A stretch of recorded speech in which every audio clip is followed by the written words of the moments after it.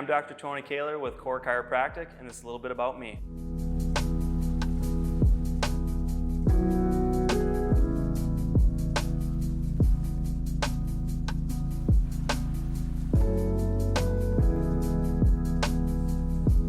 I understand when you get in an accident, there's a million things going through your mind.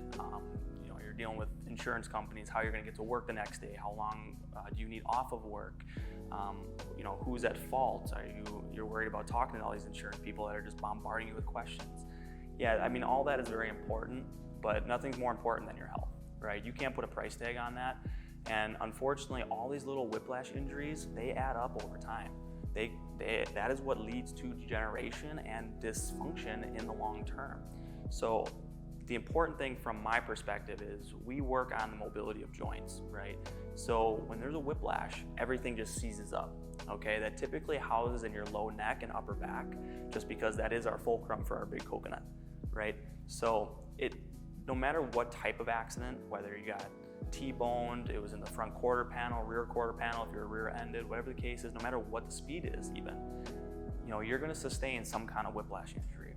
And with chiropractic, we are literally restoring the adhesions of the muscles so that we can actually help get that scar tissue that's all over the place and irregular back to lined up.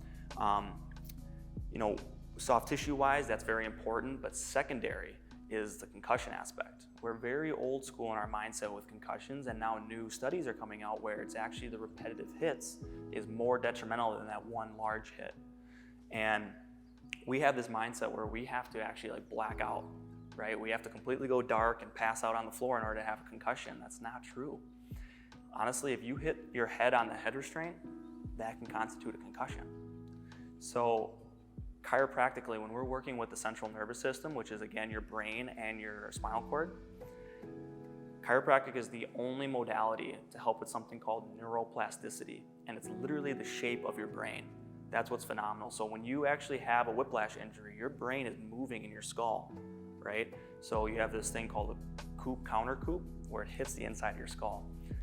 I'm giving out a lot of big words there, but the key is that neuroplasticity, we have to make sure that the brain is able to reform and re-heal back to its original state. And chiropractic is one of the only modalities that has been proven to actually make that successful.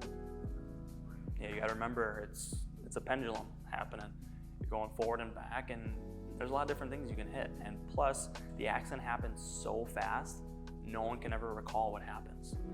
But part of that is because of the concussion aspect, but the other part of it is how quickly everything happens. And I actually have studies that have shown that car accidents between 5 and 25 mile an hour is actually more detrimental than say an accident going 55 or 65, which is crazy because you might be thinking what are you talking about? That's just, you're adding more velocity and then more impact. But our cars nowadays are designed to crumble. So when you're actually going a specific speed, they're designed to crumble at that speed.